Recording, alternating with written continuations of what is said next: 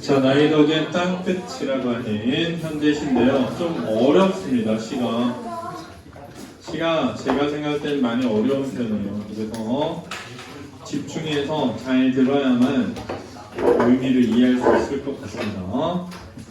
원래는 현대시, 자유시, 서정시고요. 자유시라는 건 형식이 정해져 있지를 않아서 형식을 정할 필요가 있어 없어? 있어. 형식이 이미 정해져 있으면 정할 필요가 없거든. 그걸 정형시라고 그러고, 형식이 정해져 있지 않아서 내가 스스로 자유롭게 정하면 자유시라고 하는 겁니다. 그러니까 형식이 정해져 있지 않아서 형식을 정할 필요가 있는 거야. 지금 이 시를 쓴 사람은 형식을 정했습니다. 총 3연으로 형식을 구성해서 시를 쓴 거예요. 서정시라는 게 뭐지? 서정시란 상황에 대한 정서를 표현한다는 거고, 정서나 생각이나 감정을 뜻합니다. 그러니까 이 시는 어떤 상황에 대한 생각과 감정을 쓴 거예요. 그러면 상황에 대한 생각이나 감정을 쓰지 않고 사건과 인물에 대해서 쓰면 그걸 무슨 시라고 할까요? 서사시라고 하는 겁니다. 그렇죠? 됐니? 서정시와 서사시 차이는 뭐냐? 서사시는 어떤 인물이 겪은 사건을 막 쓰면 서사시, 어떤 상황에 대한 생각과 감정을 쓰면 서정시라고 하는 겁니다. 그렇죠? 관조적은 뭘까요? 관조적. 관조적은 관찰 플러스 감정의 절제입니다. 관찰 플러스 뭐라고? 감정의 절제예요. 그렇죠? 자, 그럼 이 시를 쓴 사람은 땅끝을 뭐하고 있어? 관찰하고 있는데 감정을 뭐하고 있다? 절제하고 있어서 관조적이라고 하는 거예요. 감정을 절제한다는 말은 뭘까? 감정을 절제하려면 직접적이지 않고 영탄적이지 않아야 돼. 알았니? 또는 직접적이나 영탄적이라 하더라도 상황을 설명하듯이 쓰잖아? 그러면 감정이 뭐 된다? 절제된다. 꼭 기억해둬야 돼.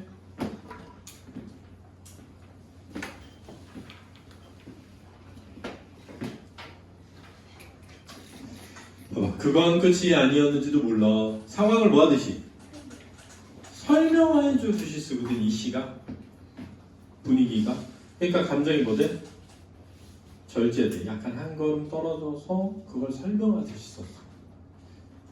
산 넘어 고운 노을을 보려고 그네를 힘차게 차고 오르라 발을 굴렀지. 약간 옛날일을 뭐 하듯이? 설명해 주듯이 썼다니까, 실제로. 알았니? 그러니까 무슨 적? 관조적이다. 회상은 뭐야? 과거를 떠올리는 거. 알았지? 사색은 뭐니? 가만히 생각해보는 거. 알았지? 가만히 생각해보는 거. 절망의 순간에서 발견한 삶의 희망을 주제로 하고 있습니다. 과거와 현재를 교차하고 있고요. 땅 끝에 중의성도. 왜 중의성이지? 왜 두 가지로 해서? 땅 끝은 뭐랑 뭐로? 일단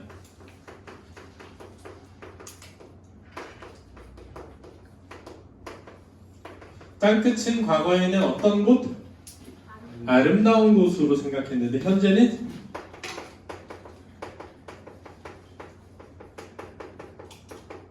절망의 순간으로 느끼기 때문에 중의성을 띈다. 그 다음에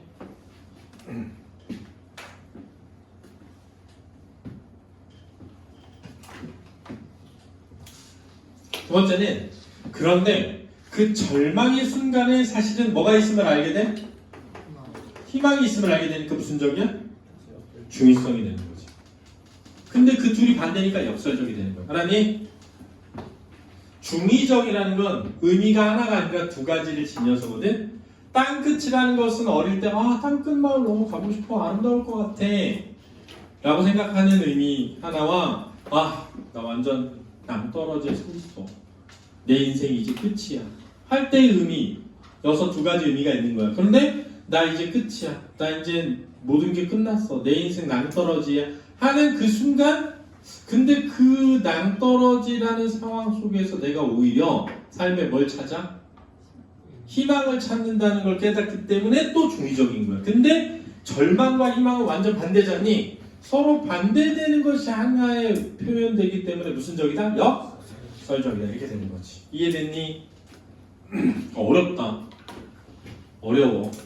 그렇지. 바람피다 걸리면 끝나겠지? 끝장나는 거 아니야? 해보세요. 아니, 바람피다 걸리면 끝장나는 거 아니야? 그치? 그래서 바람 피고 싶어. 약간 이 조마조마한 즐거움. 조마. 그게 땅끝이죠. 땅끝. 그래서 개인적으로는 근데 그거는 되게 약간, 근데 그 다음이 없어. 그 다음 그것밖에 없어. 그 조마조마함에서 오는 쾌감밖에 없어. 그렇지 않을까? 그치? 이게 학원 강사를 하다 보면은 선생님은 잘 나가기 시작하면서 좀 큰 학원으로 가면서는 여자 선생님을 본 적이 없어요. 대부분 남자였어. 그러다가 내가 메가스터디 갔는데, 메가스터디에서 이다지심 알아? 이다지심 같이 수업을 하게 된 거야. 근데 진짜 이다지 쌤이 갑자기 나를, 선생님 얘기 좀 잠깐 하자는 거래. 내가 왜요? 무슨 일 있어요? 그래서 딱 얘기, 좋지, 난 좋았지, 얘기하자고 해서. 그래서 딱 얘기하는데 뭐라는지 알아? 이다지 쌤 조교가 커뮤니티 같은 데나 막 이런 데 막 SNS나 막 돌아다니면서 이다지로 검색 막 하다가 수업 시간에 약간 신체 일부를 찍은 사진을 SNS에 올린 거를 찾아냈어. 근데 그게 선생님 담임반 학생이 올린 거예요. 와, 진짜 너무 쪽팔린 거야, 진짜. 그래가지고 내가 담임반이었거든. 그래서 걔를 불렀어. 야, 미친 새끼야. 그러면서 빨리 다 내리라고. 싹 내리고 가서 사과하라고, 선생님한테. 그리고 퇴원시켰어. 학원 퇴원시켰어. 그러면 안 되거든 원래. 그거는 진짜 나쁜 짓이잖아. 그래서 내가 진짜 그 뒤로 멀리했어. 나 진짜 가까이 지내고 싶었는데 멀리했어. 그때 결혼하신 거 아니었어요?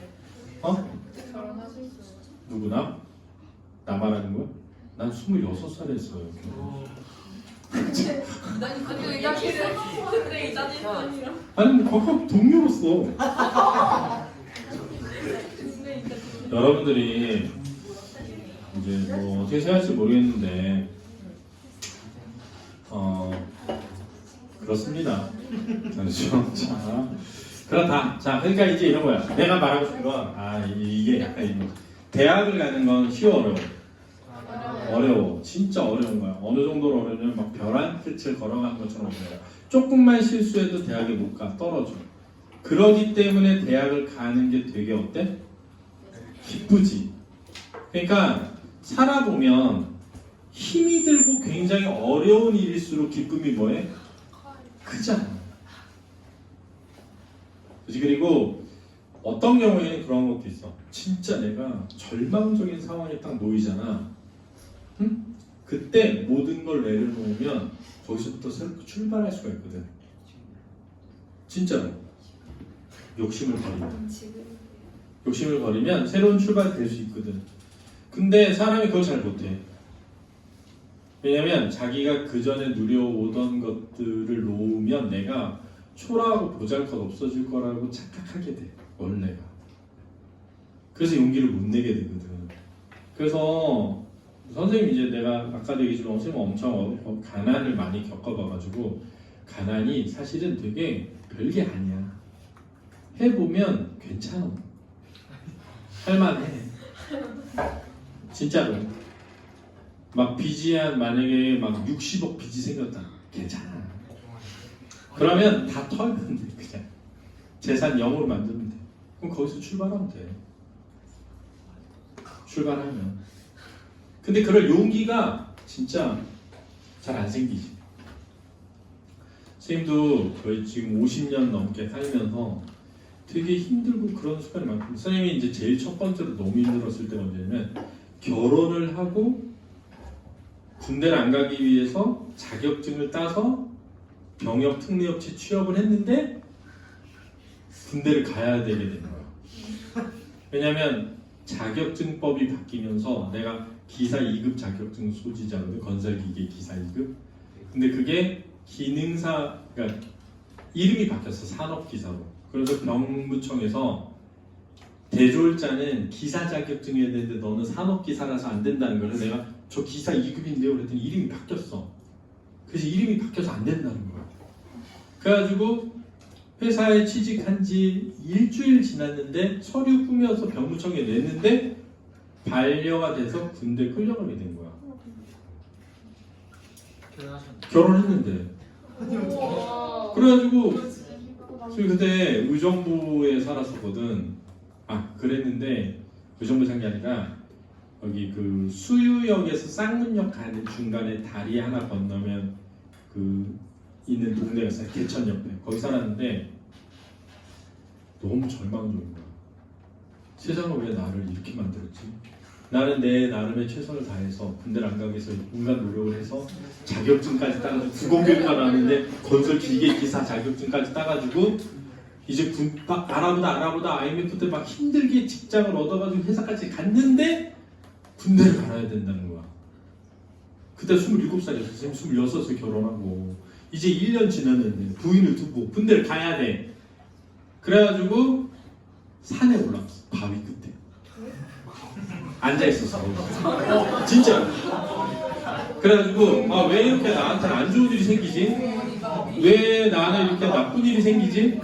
내가 뭘 잘못했다고 이러지? 그러면서 굉장히 절망적인 상황이었는데 갑자기 내가 군대를 꼭 가야만 되는 어떤 하느님의 뜻이 있는 게 아닐까? 그러니까 쉽게 말하면 내가 군대를 갔다 와야만 뭐 훌륭한 사람이 된다거나 뭐 국회의원에 나갈 수 있다거나 그런 뭔가 그 다음에 내가 해야 할 일을 위해서 군대를 가게 되는 게 아닐까라는 생각을 하니까 갑자기 군대 가는 게 그렇게 나쁜 일로만 여겨지지 않는 거야.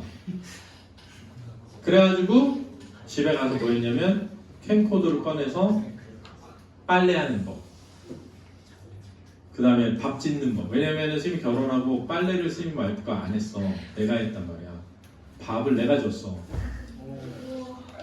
밥 짓고 빨래하고 이런 거 내가 다 했었거든. 게다가 그걸 다 녹화해가지고, 왜냐면 이제 여자 와이프 혼자 있어야 되잖아. 다 찍어가지고 영상을 만들어가지고 와이프한테 마지막 선물로 딱 줬죠. 그리고 군대를 갔어. 영화 같은데. 영화 같지. 근데 군대를 갔는데 군대 가서 처음에 힘들었거든. 한 6개월은 갔는데 내가 너무 군인 체질이야. 군대가 나랑 너무 잘 맞아. 군대 생활이 제일 좋아. 그리고 이게 직급이 올라가잖아. 왕이야. 그래가지고 내가 누워가지고 야 리모컨 그러면 얘 이병 리모컨은 그러다가 TV 막 틀고 돌리고 막. 그리고 아침에 빰빰빰빰빰빰빰 막 울리잖아. 그럼 딱 일병들이 쫙 서 내 앞에. 안질병장님 전역 62일 남으셨습니다.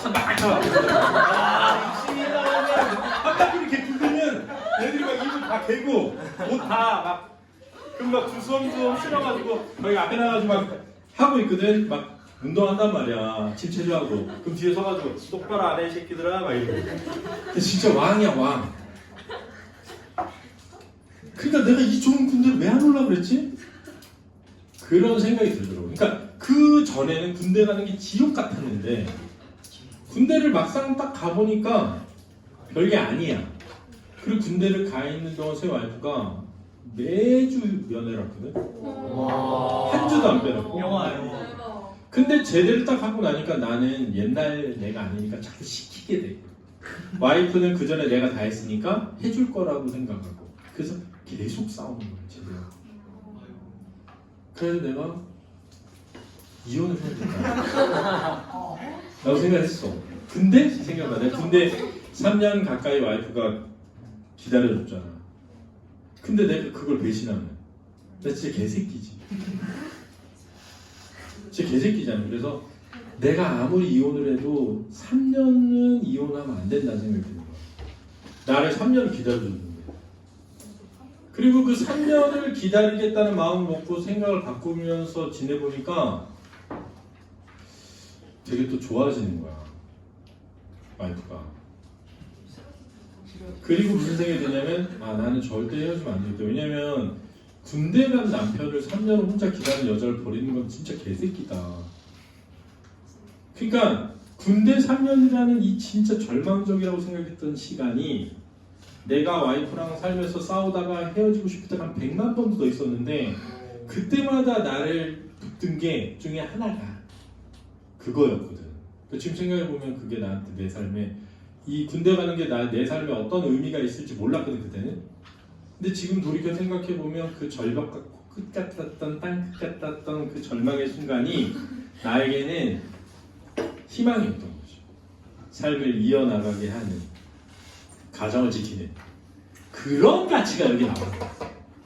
그걸 이해해. 이 시기에서. 그렇지? 그래서 하나 더. 자, 해볼까? 산 넘어. 야, 넘어는 뭐니? 위치. 넘어는 뭐야? 넘어. 동작. 넘어는 위치고 넘어는 동작이 알았지? 산 넘어 그러면 동작이야. 산 넘어 그럼 위치 알았지? 고운 노을을 보려고. 잘 봐. 보려고라는 말이나 가려고라는 말은 지향점이야. 원래 시에서 지향점은 긍정이다. 알았니? 써놔. 왜 웃어? 웃긴 포인트가 뭐야? 지향점에서. 네. 뭐 때문에 웃은 거지? 같이 웃고 싶은데. 써놔 지향점. 써놔.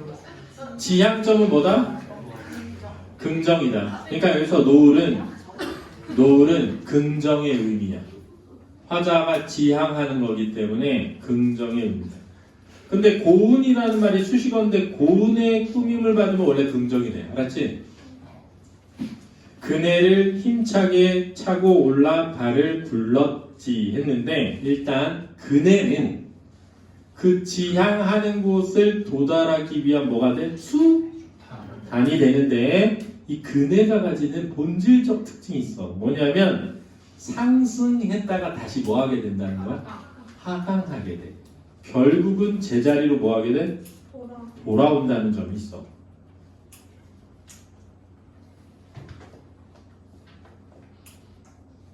됐니?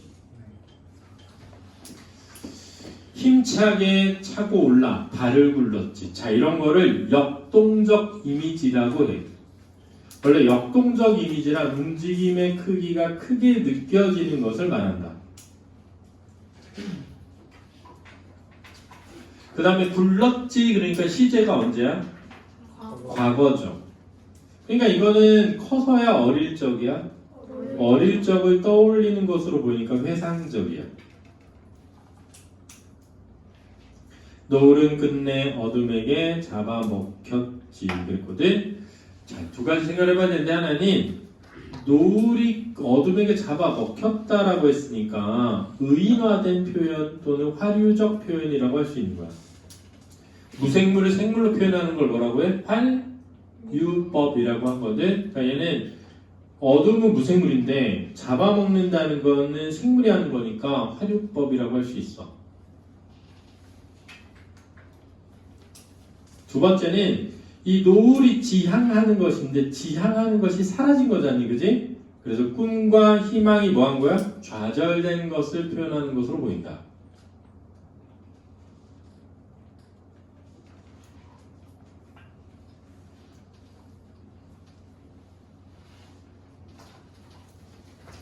그럼 노을은 봤을까 못 봤을까? 노을은 있잖아. 그네를 안 타도 볼 수 있어. 알았지? 그러니까 여기서 중요한 건 내가 노을을 보려고 그네를 탔다라는 말의 의미는 진짜 노을을 보려면 그네를 타야 된다는 것이 아니라 더 어떤 곳에서 높은 곳에서 노을을 보고 싶었던 거야? 근데 내가 아무리 올라가도 그네는 다시 뭐해? 원점으로 돌아오니까 거기에 도달하지를 못했다는 의미가 담겨 있는 거야. 우리가 어릴 적에 꿈꾸던 것들은 대부분 이루어져 안 이루어져? 이루어지질 않죠. 왜냐면 어릴 적에는 막 아무거나 꿈꾸잖아. 그렇지, 막 서울대 이런 거 꿈꾸잖아. 중학교 때는 막 서울대 갈 줄 알잖아, 자기가. 그지? 그 다음 볼까요? 나를 태우고 날아가던 그네줄이 자, 나 드러난 화자란다. 드러난 화자.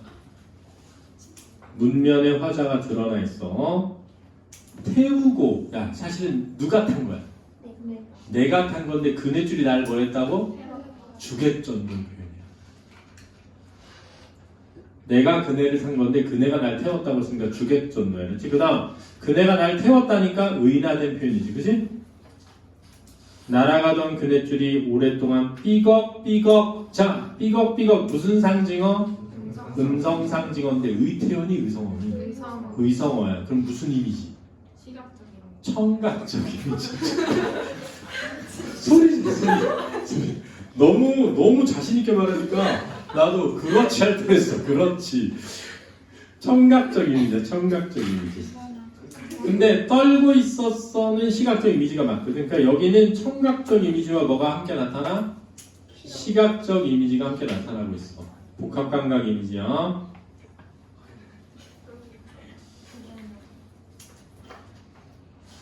그러면 그네줄이 떨고 있었어 라고 하면 의인화된 표현인데 우리가 일반적으로 어떨 때 떨고 있다라고 하지? 야, 떨고 있니? 뭘 느낄 때?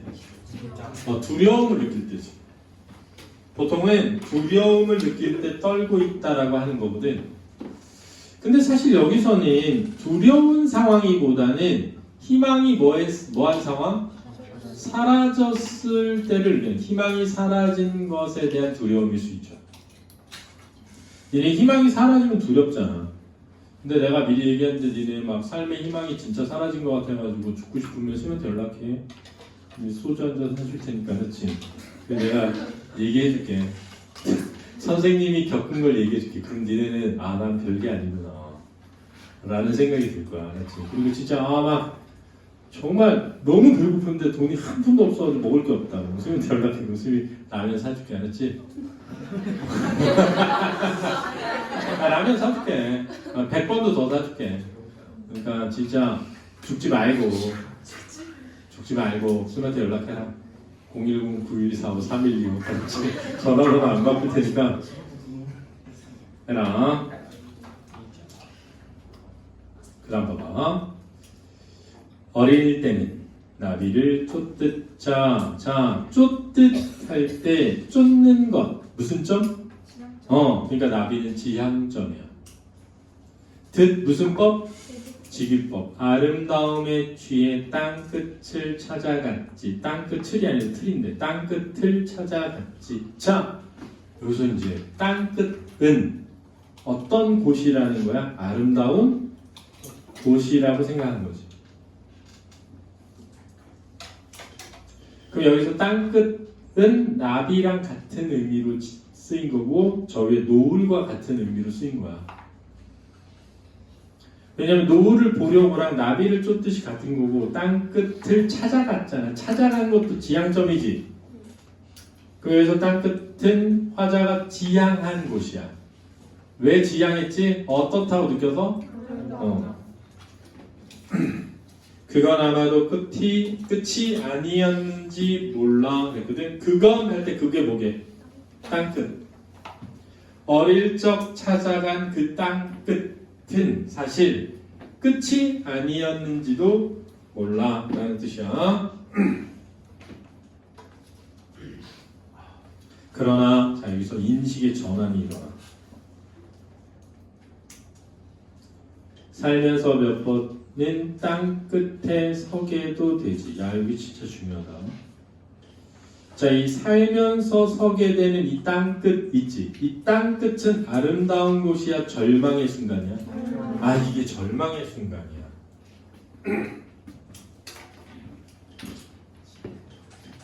절망의 순간이야. 그럼 봐봐. 살다 보니까 절망적인 순간을 느낄 때, 이게 나한테는 벼랑 끝 또는 땅 끝으로 느껴져. 그러니까 그 어릴 때 아름다움을 취해 찾아갔던 곳은 뭐가 아니었을지 몰라? 땅 끝이 아니었을지 모른다라고 내가 생각하는 거야. 이해되니? 이해됐니? 그럼 자, 이 사람은 지금 어떤 상황이야? 이 사람은 지금 절망의 상황에서 뭘 보고 있는 상황이야? 희망을 느끼고 있는 상황이야. 지금 현재는. 화자는 지금 절망의 순간에서 뭘 느껴? 희망을 느끼는 거야. 이해됐니? 근데 그 희망은 아름다운 거야. 알았니? 그러니까 땅끝은 아름다운 거야. 이해됐니? 근데 내가 땅끝에 어릴 때 왜 갔어? 아름답다고 해서 간 거야. 그럼 내가 아름다운 땅끝에 가서 와 진짜 여기 예쁘다 했을 수 있지. 근데 그건 진정한 아름다움이 아니었을 거라는 거야. 그러니까 거기는 뭐가 아니었을지 몰라? 어릴 때 내가 생각했던 아름다움은 진짜 아름다움이 아닐 수 있잖아. 그치? 너네 생각해봐. 나는 되게 이런 생각 있어. 난 엄마처럼 안 살 거야. 나는 아빠처럼 안 살 거야. 이렇게 생각할 수 있잖아. 나는 부자가 돼서 나는 떵떵거리면서 나는 누구한테 불신거리지 않고 난 이렇게 살 거야 라고 생각할 수 있는데, 그러니까 예를 들면 폭삭소가수다에 보면 거기에 아이유가 엄마처럼 안 살 거야 라고 하잖아. 아빠처럼 안 살 거야 한단 말이야. 근데 뭘 깨닫게 돼? 엄마처럼 살아오고 아빠처럼 살아온 게 진짜 뭐하다는 걸? 아름답다는 거. 그러니까 이 아이유가 느끼는 삶의 진정한 아름다움은 사실은 힘들고 고통스러운 순간 속에서 피어나는 거거든. 편하고 행복하게 사는 게 아름다운 게 아니란 말이야. 너네 생각해봐. 니네가 돈 많고 부자고 그래서 누구랑 결혼했어. 근데 니네가 그 재산을 잃었어. 그랬더니 그 사람이 배신해. 그러면은 그게 진짜 아름다움일까? 모르잖아. 근데 내가 진짜 절망의 순간이 됐는데도 날 배신하지 않고 내 곁에서 날 지켜줘. 그게 진짜 사랑일 수 있잖아. 그러니까 어릴 적에는 돈 많고 좋은 차 몰고 예쁜 여자랑 잘생긴 남자랑 사귀고 이게 행복이라고 생각했는데, 지나고 보니까 힘들고 어려운 순간을 같이 누군가와 함께 해오는 것만이 진정한 뭐라는 걸 느낄 수 있어? 아름다움이라고 느낄 수 있잖아. 그러니까 어릴 때 생각해서 아름답다고 생각해서 간 그 땅 끝에서 본 그 아름다움은 진짜 아름다움이 아닐 수 있다는 거야. 왜? 내가 절망의 순간에 처해 보니 그 절망의 순간에서 발견하는 희망의 아름다움이야말로 진정한 뭐니까? 아름다움이니까. 그러니까 이 시의 시작점은 내가 생각할 때는 살아가면서 몇 번쯤 만난 그 절망의 순간의 땅끝이 진짜 땅끝이었고, 그 절망의 순간에서 느낀 희망과 아름다움이 진정한 뭐다? 아름다움이었던 거야. 그게 시작이라고 생각한다고, 이 시에. 그래서 어릴 적에 생각해보면 그 산 너머 고운 노을을 보려고 그네 힘차게 차고 올라 발을 굴렀지만 결국은 노을은 끝내 어둠에 잡아먹혔잖아. 그러니까 내가 어릴 적에 꿈꿨던 희망이 뭐해? 좌절되고 그 좌절로 인한 공포로 나는 떨고 있었잖아. 근데 내가 떨고 있는 걸 그네들이 떨고 있다고 죽일 정도로 표현한 거잖니, 그지? 그리고 어릴 때 나는 땅끝이라는 아름다움을 취해서 나비를 쫓아가듯 그곳을 찾아갔어. 그리고 아름답다 했을 수 있지. 근데 그게 진짜 땅끝이 아니었을지 모르는 거야. 왜? 그걸 어떻게 하게 된 거야? 살면서 몇 번은 땅끝에 섰거든. 파도가 끊임없이 땅을 먹어 들어오는. 자, 파도가 땅을 먹어 들어오는데 활일적 표현이지. 그 다음 파도가 땅을 먹어 들어오는 거랑 같은 게 저기서 어둠이 노을을 잡아먹는 거잖아. 그렇지 않니? 어둠이 노을을 잡아먹는 게 뭐지? 희망이 사라지는 거지. 파도가 땅을 먹어 들어오는 게 뭐야? 희망이 사라지는 거야. 그 막바지에서 이렇게 뒷걸음질 치면서 왜? 떨어지지 않으려고. 절망에 빠지지 않으려고 뒷걸음질 친 거야. 그러니까는 절망에 빠지지 않게 애쓰는 모습이거든. 그런데 살기 위해서는 이제 뒷걸음만 허락된 거라고 파도가 아가리를 쳐들고 달려드는 그 절망적인 상황. 내가 일부러 찾아 나선 게 아니지만 끝내 발 디디며 서 있는 그 땅의 끝. 그런데 인식이 전환이야. 이상하기도 하지. 그 위태함 속에 진정한 뭐가 있다? 아름다움이 있다는 거지. 아름다움. 금기된 것에 대한 욕망 있잖니 우리가. 땅끝은 늘 젖어 있다는 것이. 왜? 땅끝엔 바다가 있잖아. 바다가 있으니까 땅끝은 젖어 있을 수 있지. 근데 여기서 말하는 이 젖어 있는 건 희망과 아름다움이 스며 있다는 거야. 희망과 아름다움이 스며 있다는 거야. 그래서 그 위태로움 속에 아름다움이 모여 있다? 스며 있는 거고, 그 아름다움이 스며서 젖어 있는 거야. 알았니? 젖어 있다라는 표현은 촉각적 심상도 되고 시각적 심상도 된다. 알았니? 그걸 보려고 또 몇 번은 여기에 이르리라는 것이. 근데 그거를 뭐니? 그 아름다움은. 여기는 어디니? 땅끝이죠. 땅끝이 뭐니? 절망의 순간이지. 근데 그 절망의 순간에서 그 절망 속에 스며있는 아름다움을 보고 싶어하는 거죠. 근데 그게 무슨 소리예요? 할 수 있는데 내가 얘기하는 거예요. 그래서 니네가 너무 잘생겼어. 그래서 여자들이 다 날 좋아해. 그럼 좋을 것 같지만 생각해봐. 내가 못생겼어도 나를 좋아하는 게 진짜 좋아하는 거 아닐까? 그런 생각 해볼 수 있잖아. 그치? 그러니까 선생님이 내가 못생겨서 너무 좋은 게 뭐냐면 누가 날 좋아하면 진짜 좋아하는 거야.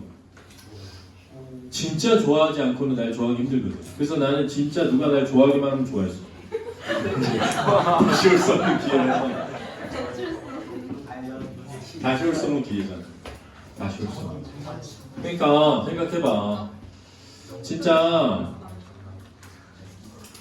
내가 모든 걸 잃고 내가 진짜 아무것도 없는 허전. 야 봐봐, 니네가 중학교 때까지 공부 잘해가지고 엄마 아빠가 니네들이 이뻐하고 좋아했는데 고등학교 때 시험 못 봐가지고 엄마 아빠가 싫어해봐. 그럼 진짜 짜증나잖아. 근데 내가 시험 개 망치고 공부도 개 못해. 근데도 엄마 아빠가 괜찮아. 넌 내가 제일 사랑하는 딸이야. 내가 제일 사랑하는 아들이야. 하면 내가 그 절망의 순간에서 뭘 발견하는 거야? 희망을 발견하는 거지. 계속 시간 많으세요.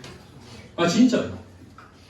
아 진짜. 내가 일부러 그럴 필요는 없지만 얘도 그러면 일부러가 아니라 어쩌다 보니까 그 순간에 올 수도 있잖아.